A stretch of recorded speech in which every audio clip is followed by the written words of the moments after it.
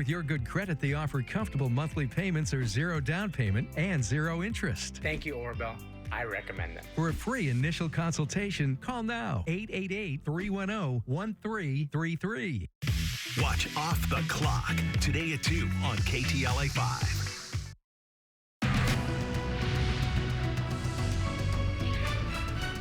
Now at noon, thousands of Kaiser Permanente workers have walked off the job at locations across Southern California.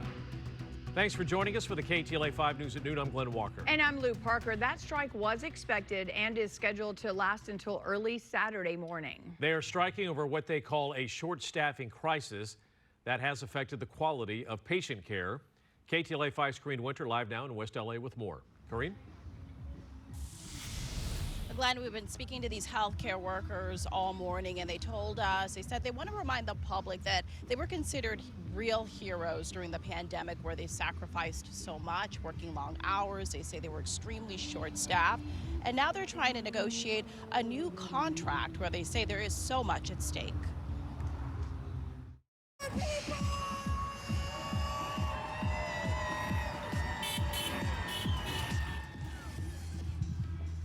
Now, this is considered the biggest healthcare walkout in the nation's history. More than 75,000 Kaiser Permanente employees walking off the job today. Coast-to-coast strikes, with workers also participating in work stoppages and on the East Coast in areas like Virginia and also Washington, D.C.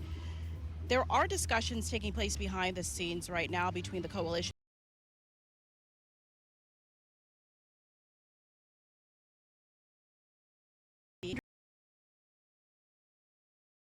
of hospitals across the U.S., nurses, technicians, and also support staff. Well, they're demanding higher wages and more staffing at hospitals. They're also striking against what they believe are unfair labor practices and also unfair working conditions they claim are impacting the type of quality care that patients receive. They want a 6.5% pay increase, protections against outsourcing and subcontractors, and a medical plan for those employees who are retired. Kaiser Hospitals here in Southern California, we've confirmed that emergency rooms will stay open during the strike, pharmacies as well. They're also trying to keep urgent care centers operational. Here's more from those who are on strike today. We're asking, for Kaiser to come to the table and bargain in good faith with frontline healthcare workers. All we're asking is that they, do something with this healthcare shortage. It's a crisis. We're tired, we're overworked, we're burnt out.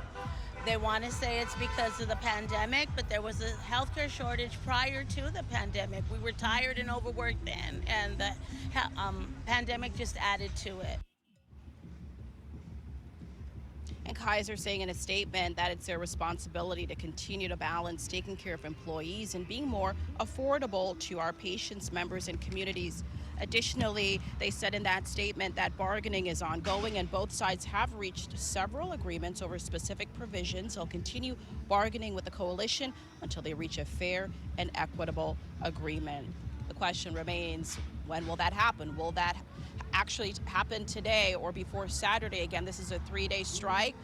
Workers are expected to return to the job Saturday morning, 6 a.m. But if talks continue to break down, well, they say they're prepared to hold more strikes. We'll send it back to the studio. All right, Corrine Winter, thank you. SAG-AFTRA union leaders and the heads of 4 major Hollywood studios are back to the negotiating table today for the second time this week. The meeting comes a week after the writers came to an agreement on a new contract. SAG-AFTRA has argued shorter seasons and longer breaks are making it hard for actors to make a living. Actors also want to end the practice of having to pay for their own self-recorded auditions.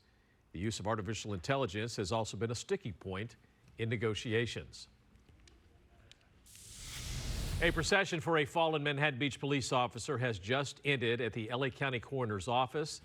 This is a live look from Sky 5. Chad Swanson died after being involved in a multi-vehicle crash on the 405 freeway. Law enforcement from around the South Bay escorted his body and paid their respects. KTLA 5's Alina Bovian live at Harbor UCLA Medical Center with more on what happened. Hi, Alina.